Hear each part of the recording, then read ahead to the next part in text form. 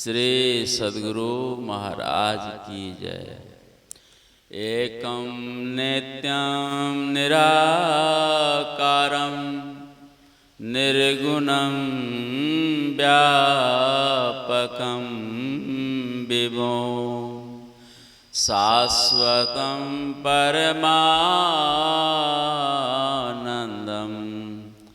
गुरुं महिं नमाम्यहम्।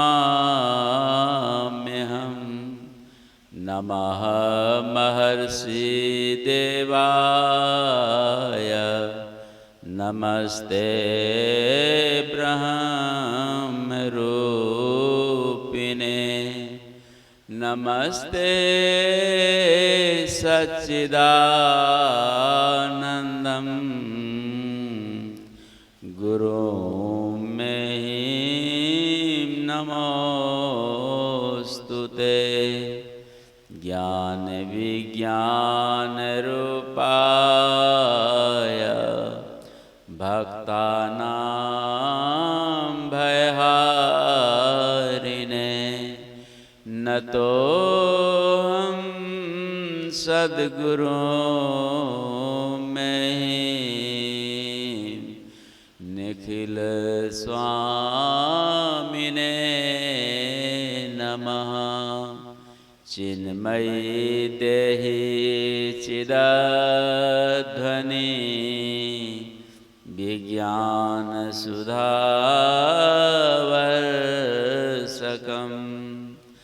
नतोऽहं सद्गुरुं महिं भवबन्ध विमोचकं बन्दो गुरुपद कंज कृपा सिंधु नररूप हरि महामोहतम पुंज जासु वचन रविकनिकर।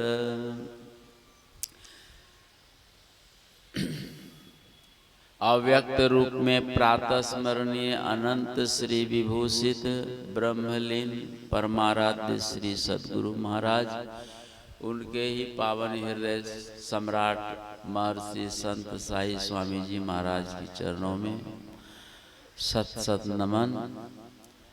उनसे ही मनोनीत प्रधानाचार्य पूज्यपाद महर्षि चतुरानंद जी महाराज और मंच पर श्रद्धा एवं प्रेम की मूर्ति पूज्य महात्मा गणों के चरणों में नमन।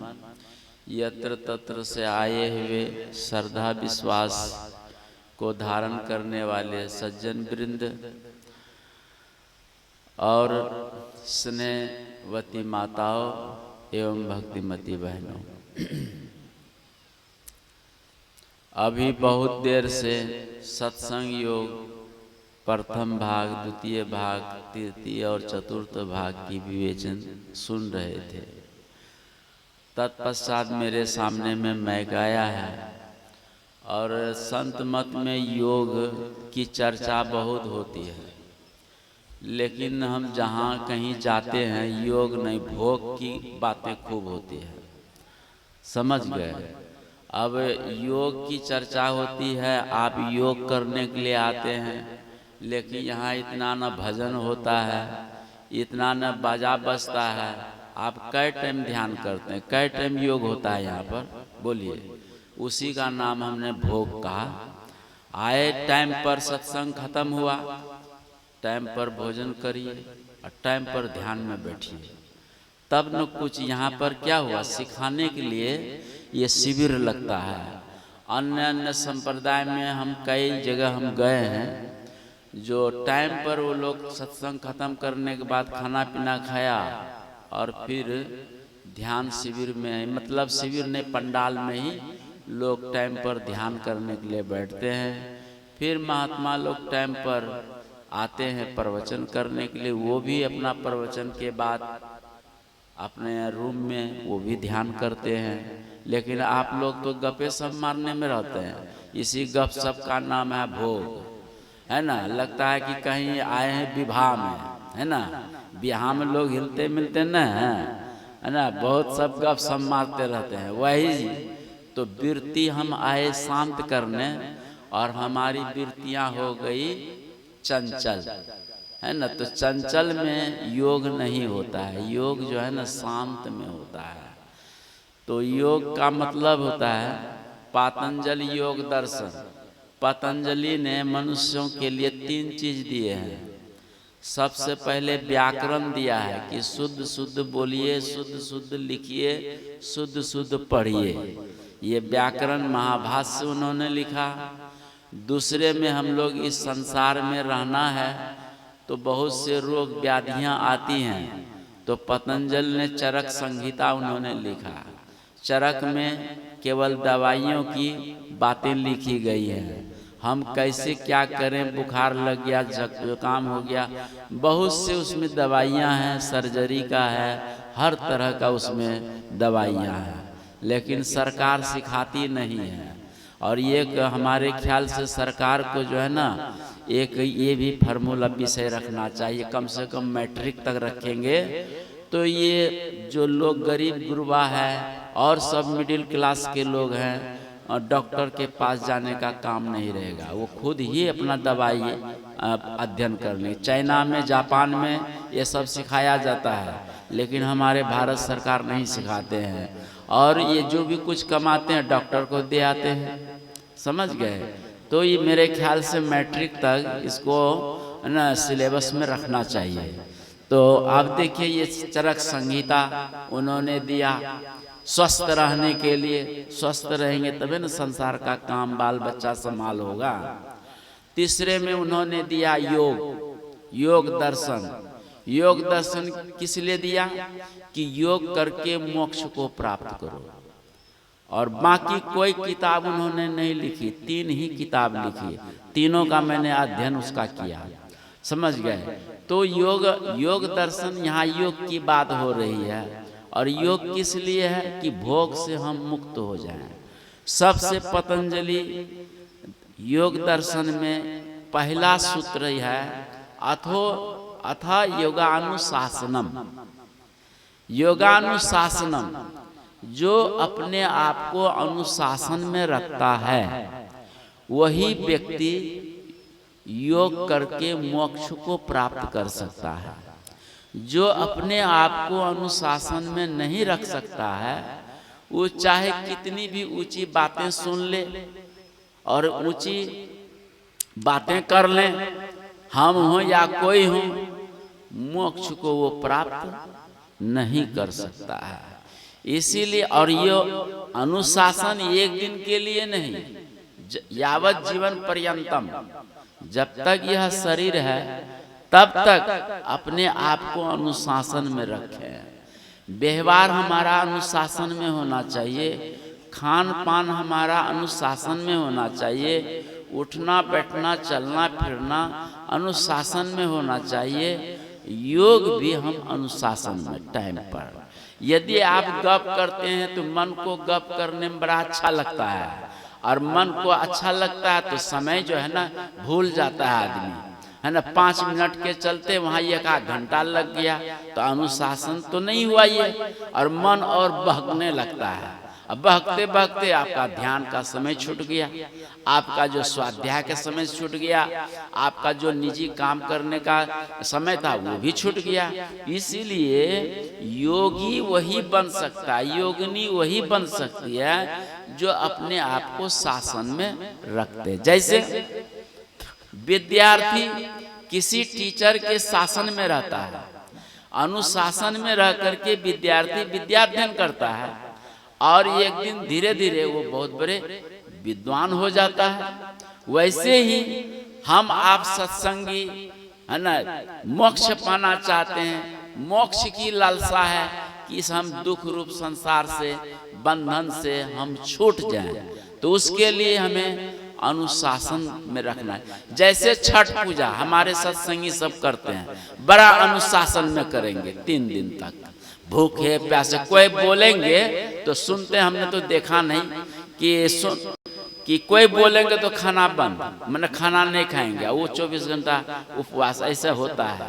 या कोई दाना निकल गया धान उन खाने के समय में, भूसा निकल गया तो कहते हैं खाना छोड़ देते हैं। अब क्या हकीकत है वो तो छठ व्रती ही बताएंगे, अभी आने वाले हैं छठ व्रत, बस थोड़े ही दिन बाकी है, ठीक है। बड़ा अनुशासन, नियम, यम टियम सब उसमें पालन करते हैं, यम नियम। लेकिन योग में गुरु जी ने जो बतलाए हैं उसमें कोई नहीं यम, न नियम, न अनुशासन, कुछ नहीं। जरा बताओ मोक्ष मिल जाएगा? केवल टोकरी डलिया उठा करके यम नियम पालन अनुशासन करके 3 दिन भूखा रह करके चले गए नदी किनारे, और वहां सूर्य भगवान को चढ़ा क्या और नहा करके आ गए, मोक्ष मिल गया? भूखे प्यासे बताओ, इसमें भूखा भी नहीं रहना है, प्यासे भी नहीं रहना है, लेकिन अनुशासन में रहना। युक्त आहार विहार से युक्त चेष्ट से कर्मसु युक्त आहार विहार युक्त स्वप्न विबोधस्य योगो भवति दुःखः। योग दुख को नाश करता है, योग रोग को नाश करता है। भगवान कहते हैं कि युक्त आहार विहारस्य, आपका ये भी अनुशासन है कि आपका खान पान नपातुला है, आहार विहार नपातुला है, सोना जागना नपातुला है, तो आप दुख को नाश करके मोक्ष परम सुख को पा सकते हैं। यदि नपातुला नहीं है, ठीक है ना, रोज साधारण भोजन खा रहे थे और एक दिन खीर मलपुआ बन गया, ठीक है, और कोरहली तक खा लिए, यहाँ तक गला तक खा लिए, अब वो सात्विक आहार है, लेकिन वही तमोगुनी आहार हो जाता है। गला तक खा लिए, ढकार मारते मारते अब जो है बैठ नहीं पाते, न चल पाते, सो गए। जहाँ हमको 5 घंटा सोना चाहिए वहाँ 8 घंटा सोते हैं, तो बोलिए युक्त हुआ? नहीं हुआ युक्त। भगवान का वचन यहाँ झूठा निकल जाएगा। इसलिए युक्त आहार विहार हमारा योग में होना चाहिए। शाम को कम खाना चाहिए, जिससे शरीर हल्का रहेगा, तुरंत भोजन पचेगा, पेट साफ होगा। ध्यान करिए, पेट में रहे अन्न, योग में न लगे मन। योग में आप मन लगाना चाहते हैं तो पेट का अन्न को आप साफ करिए। पेट यदि आप पेट में आपका अन्न है, मल जमा है, तो आप सोच लीजिए कि आपके योग में ध्यान में मन नहीं लगेगा। इस बात को बढ़िया से गांठ बांध लीजिए। इसीलिए योग शास्त्रों में योगियों ने लिखा है कि लपसी इवागु है न, स्निग्ध भोजन करने का विधान है। जिसको योग संपन्न योग जन्य अनुभूतियां करनी है वो लपसी सेवन करे, इवागु सेवन करे, स्निग्ध भोजन सेवन करे। स्निग्ध भोजन जो जल्दी पच जाए, जैसे खिचड़ी है जल्दी पच जाती है, साग सब्जी का भोजन जल्दी पच जाते हैं, है ना, दही दूध का भोजन है ना जल्दी पच जाते हैं। लेकिन आप गरिष्ठ अन्न खाएंगे तो वह अन्न पचने में समय लगता है और हो सकता है कि आपको कब्जियत भी कर सकता है। लेकिन स्निग्ध भोजन कभी कब्जियत नहीं करता है। साग सब्जी का भोजन, दही दूध का भोजन आप करेंगे, एकदम पेट हमेशा 12 महीना खाली एकदम साफ रहेगा। लेकिन आप सूखा रूखा खाते हैं, खूब खा लेते हैं और तलिए पदार्थ खा लेते हैं, तो कब्जियत हो गया, गैस बन गया, आपसे योग नहीं होगा। योग करने के लिए नियम है, कुछ तरीका है। उस नियम तरीका को अपनाएंगे तो योग से आप योग करके आप दुखों से दूर हो सकते हैं, रोगों से मुक्त हो सकते हैं, और योग जन्य जो परमानंद की प्राप्ति है उसको आप प्राप्त कर सकते हैं। इसलिए भगवान ने कहा कि युक्त आहार सब कुछ होना चाहिए, और पतंजलि ने कहा अनुशासन। बात दोनों एक ही है, लेकिन शब्द अंतर अलग अलग है। बात समझ गए? इसीलिए योग करें। और दूसरा सूत्र में लिखा है पतंजलि ने कि योगस् चित्त वृत्ति निरोधा, दूसरा सूत्र है। तो योगस् चित्त वृत्ति निरोधा का शब्द का अर्थ होता है योग करने में हमारी चित्त वृत्तियां निरोध हो जाए। तो वृत्तियां क्या है? अच्छे अच्छे लोगों को मालूम नहीं वृत्ति क्या है। तो वृत्ति के विषय में सुनिए। सुबह से शाम तक मन में जो इच्छा उठती है उसी इच्छा का नाम वृत्ति है। जैसे मैं महात्मा, मैं गृहस्थ, मैं पुरुष, मैं स्त्री, मैं विद्वान, मैं मूर्ख, मैं लंगड़ा, मैं काना, मैं कुब्जा, ये मैं करके जो सुबह से शाम तक होती है, इसी का नाम है वृत्ति, है ना। मैं धर्मात्मा, मैं पापात्मा, है ना। इस प्रकार की जो वृत्तियां मन में उठती है, तो इसी वृत्ति को निरोध करना है। तब निरोध का नाम होता है विचार शून्य। निरोध का दूसरा अर्थ विचार शून्य हो जाना। आप ध्यान लगाने के लिए बैठे हैं और विचार शून्य कर दीजिए अपने आप को, तब आपका योग, है ना, हो रहा है, साधना हो रही है। यदि अब विचार का धारा चल रहा है, विचार की तरंगे उठ रहे हैं, तो आंख भले बंद है लेकिन आपका योग नहीं हो रहा है, ध्यान नहीं हो रहा है। इसीलिए योग का तीसरा अर्थ है त्याग। योग का तीसरा अर्थ क्या है? अनुशासन, युक्त और त्याग। जब तक आप त्याग नहीं करेंगे, आपसे योग संभव कभी नहीं है। तीनों काल में भूतो न भविष्यति, त्याग करना पड़ेगा। कहा कि बाबा त्याग क्या? त्याग करके हिमालय चले जाएं क्या? नहीं नहीं, पहले अर्थ समझो क्या हम कहने जा रहे हैं। जैसे मोटे तौर पर आप हाथ पांव धोकर आसन बिछा करके बैठ गए, आंख बंद करके हाथ पांव मोड़ करके बैठ गए, लेकिन स्थूल रूप में बाल बच्चे को छोड़ दिए, भैंस गौ को छोड़ दिए, खेती बाड़ी को छोड़ दिए, घर मकान को छोड़ दिए, स्थूल रूप में, ये त्याग हुआ कि नहीं हुआ?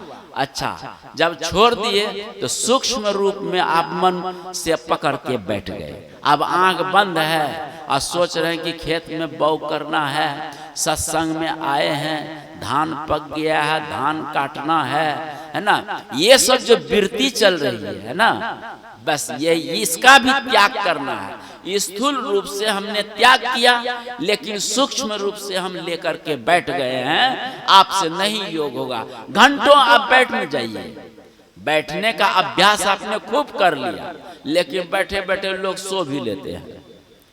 क्या करते हैं?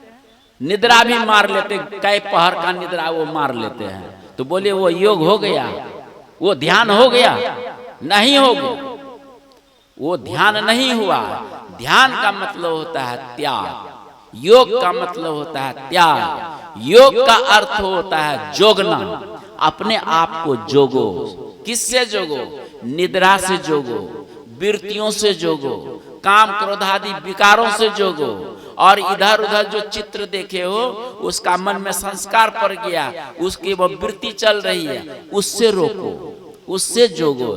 जो अपने आप को जोगता है वही योग कर सकता है। उसी से योग जन्य परम सुख की उपलब्धि हो सकती है, अन्यथा नहीं होगा।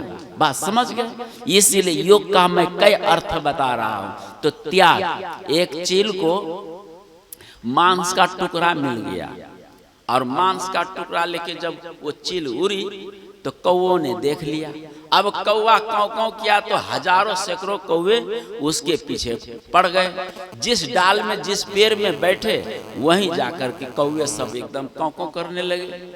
तो अब जान बचाना चील को मुश्किल हो गया, लेकिन उसी कौवे के भीड़ में चील जब उड़ा तो चंगुल से मांस का टुकड़ा छूट गया। छूट गया तो अब मांस के टुकड़े के तरफ सभी कौवे हो गए और वो चील एक सुनसान पेड़ के डाल में बैठकर सोचने लगा, इस सारी परेशानी और सारे झंझट का कारण ये मांस का टुकड़ा ही था। हाँ, अब हमको शांति मिल गई है। तो वैसे ही ध्यान में जो है ना, परेशानी भी पैदा होती। जब टेंशन, तनाव आपको रहेगा, चिंतने रहेंगे, तो आप जो है, आपसे योग नहीं, ध्यान नहीं बनेगा। ठीक, घंटों आप बैठ लीजिए, ध्यान नहीं बनेगा। ध्यान कब बनेगा? चील जैसे, है ना, चंगुल से मांस के टुकड़ा को छोड़ दिया, वैसे घर परिवार, है ना, ध्यान करने के समय में सब कुछ को छोड़ दीजिए। ठीक है? जब छोड़ दीजिएगा, शून्य हो जाइएगा, विचार से शून्य, तरंग से शून्य हो जाइएगा, तब न उस ध्यान का आनंद मिलेगा। इतना आनंद मिलेगा कि वह आनंद तो वर्णन करने लायक नहीं है। और वह आनंद ऐसा है कि शरीर से आप अपने आप को अलग भी पाइएगा। जैसे पंडाल से आप अपने को अलग पाते हैं, कमरे में रहते कमरे से अपने आप को अलग पाते हैं, वैसे शरीर भी एक कमरा है और उसमें रहने वाला, बोलने और सुनने वाला वो अलग है। वो अलग आपको अनुभूति होगी, लेकिन विचार शून्य होकर ध्यान करेंगे तब। कैसे अलग होंगे? एक किसान बड़ा कंजूस था और वो जो भी खेत बाड़ी में होता था खाता नहीं था, बेच देता था। एक दिन पक्का केला टोकरी में भर लिया, जा रहा था बेचने, तो थक गया, चिलचिलाती धूप गर्मी पड़ रही थी। एक विशाल वृक्ष की छाया को देखकर टोकरी को रख दिया, बैठ गया। बैठने से लेटने का मन, लेटने से सोने का मन हो गया और वो सो गया। और उसके अंदर से जो जीव था वो निकल कर डाल पर जाके बैठ गया। सच्ची घटना, डाल पर जाके बैठ गया। तो हाट करने वाले लोग गए हटिया, उधर से आप सूर्यास्त होने वाला, तो हटिया से लोग सब अपने अपने घर की ओर जा रहे हैं। तो एक सज्जन ने देखा कि जाते समय भी मैंने इसको सोते हुए देखा और अब हाट करके मैं आ रहा हूँ, अभी भी ये सोया हुआ है। अभी हाट कब जाएगा? जाके उठाने लगे, है उठिए, अब सूर्यास्त हो रहा है, केला का टोकरी भरा है, क्या आप बेचने जाना है तो जाइए। तो वो तो मुर्दा बना हुआ है, उसमें जो जीव था निकल के डाल में बैठा, वो कहता है सुनिए बाबू, ये नहीं उठेगा, ये मर गया है। कहा कि तुम कौन हो? कहा कि मैं इसी में रहने वाला जीव हूँ, हाँ, और मैं गुस्सा से मैं आज निकल गया हूँ। कहा क्यों गुस्सा किए बाबू? कहा कि मैं इसलिए गुस्सा किया कि जो भी खेत बाड़ी में पपीता, अमरूद, केला है ना, जो भी कुछ फल होता है, हमको खाने का बहुत मन करता है, लेकिन ये खिलाता नहीं है, ये सब बेच देता है। इसीलिए आज मैं गुस्सा से निकलकर मैं बाहर हूँ। हाँ, तब वो सज्जन ने विचार किया ये नहीं घुसेगा तो मरिए जाएगा। तब कहा कि देखो घुस जाओ, सब केला खरीद करके हम तुमको खिलाएंगे। कहा कि आप खिलाइएगा, मुझे केला खाने का बहुत मन है। कहा कि हाँ तुम घुसो और हम तुम्हें केला खिलाएंगे। वो आकर के उस शरीर में घुस गया तो वो उठा, आंख बंद करते सूर्यास्त देखने लगा, तो धरफड़ करके वो टोकरी उठाने लगा। कहा कि सुनो केला का दाम कितना है? कहा 100 रुपया। पॉकेट से 100 रुपया निकाल के उसको दे दिया और वो रख लिया और फिर केला छील करके उसको खिलाने लगे। कहा कि नहीं हमसे खरीदे हैं, अब हम ही को खिलाइए। कहा कि हाँ भाई, तुम्हारे अंदर में रहने वाला जीव निकल गया था, उससे मैंने वादा किया है और तुम सब कुछ बेच देते, उसको खिलाते नहीं हो, इसीलिए तुमको केला खाना पड़ेगा। तो बात समझ गए? इसमें कोई रहने वाला है, वो कभी अलग हो जाता है, समझे? तो इसीलिए योग ध्यान में जब आप बैठते हैं ना, जब आप साथ में स्टेज पर पहुंचते हैं तो अपने आप को अलग पाते हैं। जब त्याग आप करेंगे विचारों से शून्य, उसका त्याग का शब्द का अर्थ होता है विचार शून्य हो जाना, अपने आप को विचार से रहित कर देना। तब वो ध्यान का रहस्य, ध्यान का मजा, ध्यान का चस्का ले सकता है।